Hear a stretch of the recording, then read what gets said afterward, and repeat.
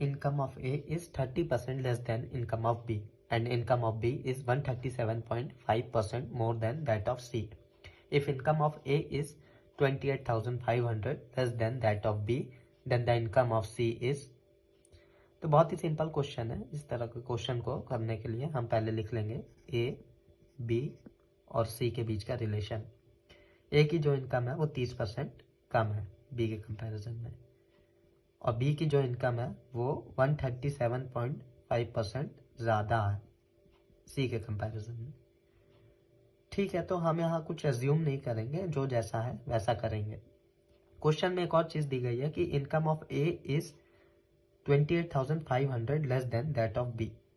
तो हमें ये 30% की वैल्यू जो है वो दे दी गई है इनडायरेक्टली। हमें ये भी दिया गया है कि A की जो इनकम है वो 30% कम है B के कंपैरिजन में, और हमें ये भी दे दिया गया है कि income of A is 28,500 less than that of B। तो 30% इक्विवेलेंट टू 28,500। अब 1% की वैल्यू यहाँ से आ जाएगी 28,500 अपॉन 30, और 100% की कितनी आ जाएगी, इसी में मल्टीप्लाई कर देंगे हम 100। तो ये जो है ये पूरी B की वैल्यू है।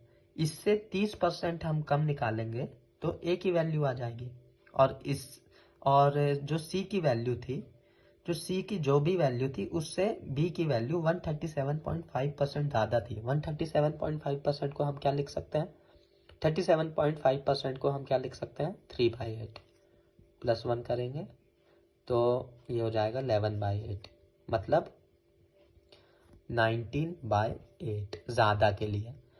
तो ज़्यादा थी तो हम अभी हम वापस उल्टा जा रहे हैं, तो हम 8/19 का मल्टीप्लाई करेंगे यहाँ पर, क्योंकि हमें किसकी वैल्यू निकालनी है, C की।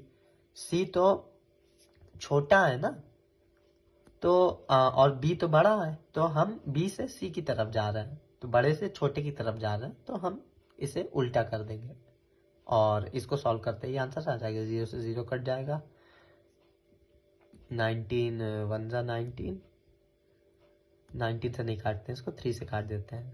3 9 जा 27, 3 5 जा 15, 0 इंटू 8 इंटू 100 अपॉन 19। तो ये 19 1 जा 19, 5 जा 50, 5 8 जा 40 और ये 30। तो हमारा आंसर आ जाएगा 40,000। इसी तरह की वीडियोस देखने के लिए हमारे चैनल को सब्सक्राइब करें और वीडियो को लाइक करें।